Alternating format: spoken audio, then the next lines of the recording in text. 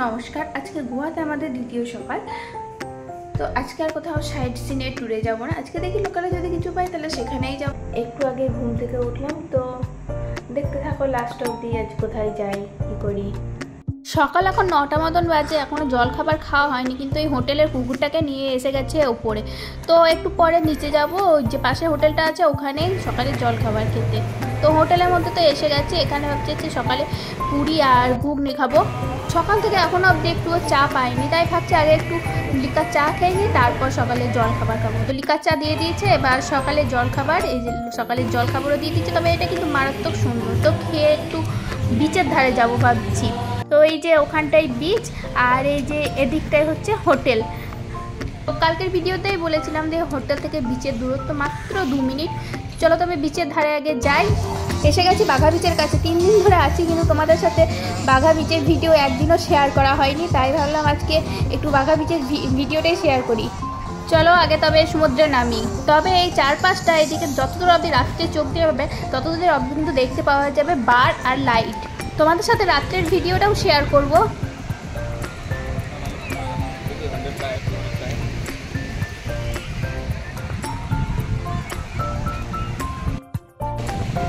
নেমে পড়েছি সমুদ্রতে। তো ওখানে সকালে জলখাবারের পর সমুদ্রে আসার কোনো কথা ছিল না, তো ইচ্ছে হলো তাই চলে এলাম। তাই যে ড্রেস পরেছিলাম সেই ড্রেসেই চলে এসেছি, আর চেঞ্জ করতে যাইনি। তো আজকে ভাবছি একটু সমুদ্রে স্নান করব। সমুদ্রে যখন এসেছি তখন কি একদিন স্নান না করলে হয়? সমুদ্রে এসে মনে হয় সারা দিন রাত খালি এখানেই বসে থাকি। যত সুন্দর জল তত সুন্দর চারপাশের পরিবেশ। ওই যে ওদিকটায় দেখছো একজন দাঁড়িয়ে আছে ঢেউ এলেই মাছ ধরার জন্য। তো আমি যেই একবার ভিডিওটা অফ করেছি তখনই ঠিক সেই টাইমেই জালটা বিছিয়েছে, আর মাছও পড়েছিল দুটো ছোট ছোট। সকাল 11:30 মতন বাজে এখন। ভাবছি একবার হোটেলে গিয়ে একবার চেঞ্জ করে এসে তখন সমুদ্রেতে স্নান করব। আসলে স্নান করবো করে তো বেরোয়নি, হোটেলে শুধু জল খাবারের জন্যই বেরিয়েছিলাম, তাই ইচ্ছে হলো যে সমুদ্রের ধারে চলে এলাম। তবে বাঘা বিচে একটা সাইডে নদী চলে গেছে, ওই যে ওই দিকটায় চলে গেছে। ওই নদীটার নাম হচ্ছে বাঘা নদী। ওই পাশটায় চলে গেছে একটা কিন্তু নদী। ওই দিক থেকে পরিবেশটা একদম শান্ত নিরিবিলি। এদিক থেকে আস্তে আস্তে পরিবেশটা শান্ত হতে হতে আসছে। ওদিকটায় যতটা যাব ততটাই কিন্তু শান্ত পরিবেশ। আর এদিকে এখানটায় দেখো সমুদ্রের মাঝখানে প্যারাশুটে করে উড়ে বেড়াচ্ছে। তবে অনেকক্ষণই হয়ে গেল সমুদ্রে আছি, এবার একটু হোটেলে যাই, তারপর গিয়ে কথা বলছি। এইমাত্র রুমের মধ্যে এলাম, তো এখন আবার যাব। তো এখন আর মোবাইল নিয়ে যাব না, স্নান টান করে আসি, তারপর আবার দেখা হচ্ছে। সমুদ্র থেকে স্নান করে এসে একদম রুমে স্নান টান হয়ে ফ্রেশ হয়ে নিয়েছি। এবার যাই দেখি কোথায় খেতে যাব। প্রথমে ভেবেছিলাম নিচে যে হোটেলটা আছে ওখানেই খাবে, তো পরে বলছে যে না এখানকার একটা বিখ্যাত হোটেল ফ্যাট ফিশ, তো আজকে সেখানেই যাবে। দুপুর 2টো মতন বাজে এখন। একদম রেডি হয়ে দুজনেই বেরিয়ে পড়েছি। তো রাস্তাটা ও চেনে না, তাই ম্যাপ দেখে যেতে হবে। এই রাস্তার মধ্যে আর কোনো রকম ভিডিও করতে পারবো না, একদম ওখানে পৌঁছে তারপর দেখা হচ্ছে।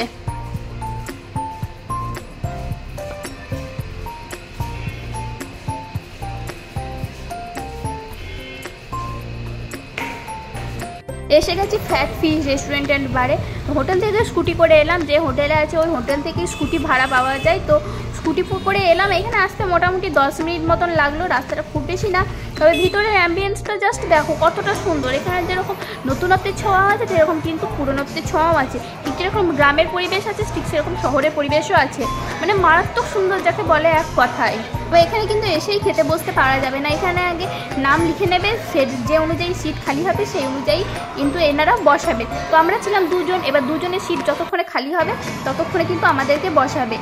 যতক্ষণ বসাচ্ছি ততক্ষণ একটু ভিতরে অ্যাম্বিয়েন্সটা দেখে নাও।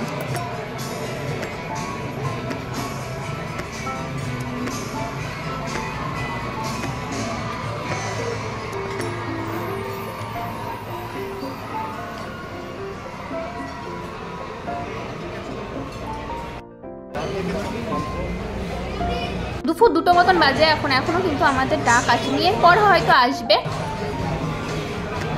এই যে এখন আমাদের সিট খালি হয়ে গেছে, আর আমরা দুজন এখন বসেও পড়েছি। ঠিক মনে হচ্ছে যেন একটা রাজকীয় পরিবেশ। আর এই হচ্ছে মেনু কার্ড। আমাদের এই ফ্যাট ফিশ স্পেশাল থালি দুটো নিয়েছিল, আর এই হচ্ছে তার মেনুতে আছে ভাত, একটা মাছের মাথা দিয়ে তরকারি, আর এটা হচ্ছে এখানকার বিখ্যাত মাছ, শ্যাঁকা, পাঁপড়, একটা চাটনি, ডাল, এদিকে একটা মাছের কিছু একটা আইটেম, কাঁকড়ার মালাইকারি, তারপর এদিক থেকে আছে স্যালাড, আনারসের কিছু একটা আইটেম, ওদিকে একটা ঢ্যাঁড়স, পেঁয়াজ টেঁয়াজ দিয়ে কিছু একটা ঝাল টাইপের হবে। আর এটা যেটা প্রথম আমি জীবনে চোখে দেখলাম সেটা হচ্ছে ঝিনুকের তরকারি। কেউ যদি কখনো খেয়ে থাকো বা এর টেস্ট কীরকম জেনে থাকো তাহলে অবশ্যই আমাকে জানাবে, কারণ আমি কিন্তু এটা একটু মুখে দিইনি। আর এখানকার স্পেশাল যেটা এই মাছটা, সেটা একটুখানি আগে খেয়ে দেখা যাক কীরকম। যারা বাঙালি খাবারের বাইরে অন্য কিছু খেতে চাও তাদের কাছে হয়তো এটা বেস্ট লাগবে, কিন্তু যারা আমার মতন প্রপার বাঙালি তাদের অবস্থা ঠিক এইরকমই হবে। কাঁকড়াটা ছিল যেহেতু সামুদ্রিক কাঁকড়া, তাই কাঁকড়ার মালাইকারিটা খেতে খুবই ভালো হয়েছিল। এই যে আমার খাওয়া কমপ্লিট। খাবার দাবার অবশ্যই খুবই ভালো, কিন্তু যেহেতু আমি প্রপার বাঙালি, তাই বাঙালি খাবার ছাড়া অন্য কিছু সেরকমভাবে কিছু খেতে পারি না। ঝিনুকের তরকারিটা তুমি ভাত দিই, কাঁকড়ার মালাইকারিটা আর ওই মাছটা দিয়ে একটুখানি ভাত খেয়েছি। তখন তো ভিতরটা দেখালাম কতটা সুন্দর, এবার বাইরেটা দেখো, বাইরেটাও কিন্তু খুবই সুন্দর। Fat fish restaurant and bar, এটা কিন্তু একদমই রাস্তার ওপরে। আর এই যে এদিকটাই দেখো, এখানে কিন্তু পার্কিংয়েরও ব্যবস্থা আছে। যদি কেউ বাঙালি খাবারের বাইরে অন্য কিছু খাবার ট্রাই করতে চাও তাহলে নির্দ্বিধায় এখানে আসতে পারো। এখানকার খাবার সত্যিই ভীষণ সুন্দর। তো এবার একদম চলে যাব হোটেলে। হোটেলে আজকে রুমটা ক্লিন করার কথা ছিল, তো রুমটা যদি ক্লিন করে দেয় তাহলে একটা ট্রেনে ঘুম দিয়ে বিকেলে যাব আবার একটু বেড়াতে। এই যে সেই জায়গাটা যেখানটা থেকে আমরা বাস ধরি, তো আগে রুমের মধ্যে যাই। তো এসে গেছি রুমের মধ্যে। তো রুমটা এসে থেকে প্রথম যেদিন যেরকম দেখেছিলাম ঠিক সেই রকমই, ততটা সুন্দরভাবে এখানে ক্লিন করে দিয়েছে। এখানে হোটেলটা যত সুন্দর, হোটেলের স্টাফদের ব্যবহারও ঠিক ততটাই ভালো। চলো তবে আগে একটু ঘুমিয়ে নিই, তারপর আবার বিকেলে রেডি হয়ে দেখা হচ্ছে।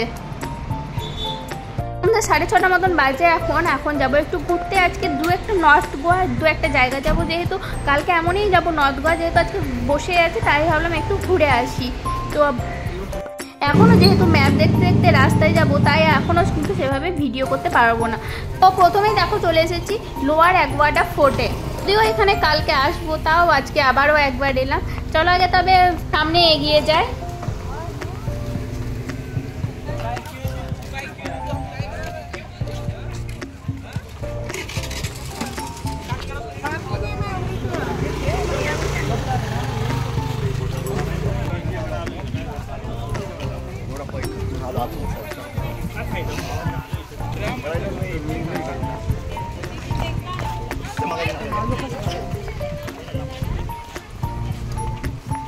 এতটা দূর থেকেই দেখো সি বিচটা কতটা সুন্দর লাগছে, তবে কাছে গেলে তো আরও সুন্দর লাগবে। তুমি এগুলো দেখেই কিন্তু বুঝতে পারছো যে এগুলো কত বছরের পুরনো হতে পারে, তার কোনো হিসাব নেই। আমরা কিন্তু যাব ওই উঁচুটাই, ওখান থেকে সমুদ্রটা দেখতে জাস্ট দারুণ লাগবে। প্রথমে এসে আমার এই জায়গাটাকে খুব চেনা লাগছে, কিন্তু আমার মনে পড়ছে না আমি এই জায়গাটা কোথায় দেখেছি। তারপর অনেকক্ষণ ভাবার পর মনে পড়লো এটা সিআইডিতে একটা শুটিং হতে এই জায়গাটাই দেখেছিলাম। তো এখান থেকে সমুদ্রটা দেখো জাস্ট কতটা সুন্দর লাগছে, মানে বলার কোনো ভাষা নেই যে কতটা সুন্দর এই জায়গাটা লাগতে পারে। সমুদ্রের উপর কেল্লা যে কতটা সুন্দর হতে পারে সেটা না এলে হয়তো জানতাম না। তো এগুলো কিন্তু সব পর্তুগিজদের তৈরি। এখান থেকে দাঁড়িয়ে সমুদ্রটা ঠিক যতটা সুন্দর লাগছে, ঠিক ততটা সুন্দর লাগছে এই চারপাশটাও।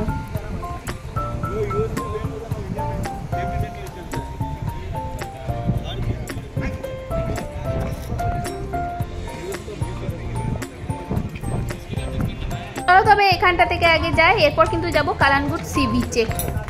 সামনে যে রিসর্টটা আছে ওটা হচ্ছে তাজ রিসর্ট। তো ওটা রাত্রিবেলায় দেখতে দারুণ লাগে, কিন্তু এখন থেকেই দেখো সন্ধ্যে না নামতেই লাইট দিয়ে চারিদিকটা এত সুন্দর লাগছে। আর তো পুরোপুরি অন্ধকার হয়ে যাবার পর চারিদিকটা আরও সুন্দর লাগবে, ঠিক যেরকম ওখানটা এখন লাগছে। ঠিক পাহাড়ের মধ্যে যেন মনে হচ্ছে একটা করে লাইট জ্বলছে। আর এই পাথরগুলো যে কত কত বছরের পুরনো বা কত কত ইতিহাসের মধ্যে খোদাই করা আছে তার কোনো হিসাব নেই।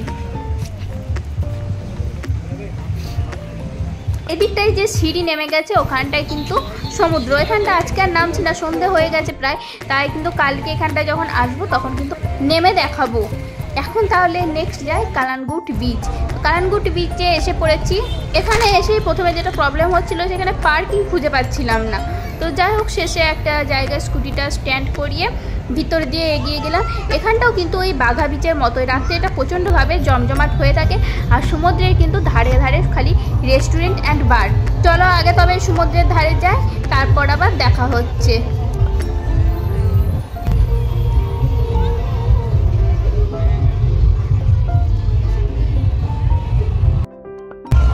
এসে করেছি সমুদ্রের কাছে, অন্ধকার করে হয়তো সেভাবে কিছু ভিডিও হচ্ছে না।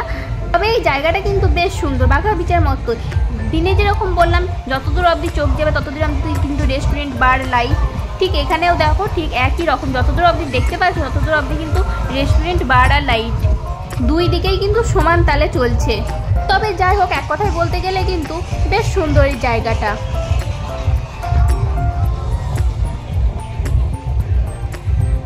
রাত 8টা মতন বাজে এখন, এই জন্যই হয়তো এতটা অন্ধকার হয়ে গেছে। আরেকটু যদি আগে আসতে পারতাম তাহলে হয়তো এগুলোতে সব আলো থাকতো, ভালোভাবে সবটা দেখাতে পারতাম।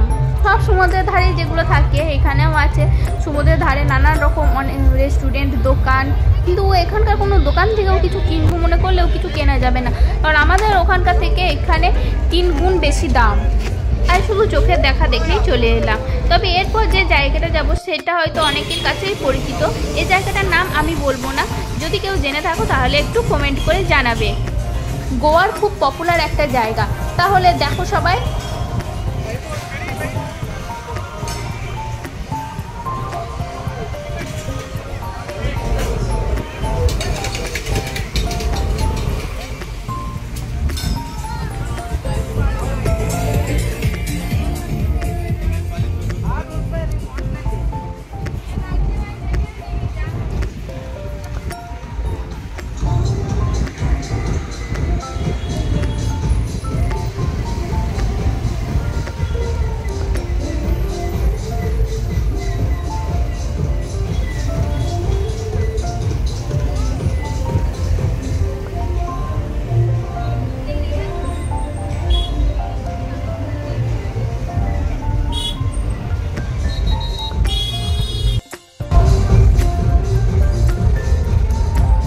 কেউ যদি জেনে থাকো তাহলে কিন্তু কমেন্টে জানাবে, তা নইলে আমি কি পরের ব্লগে অবশ্যই নামটা বলে দেব।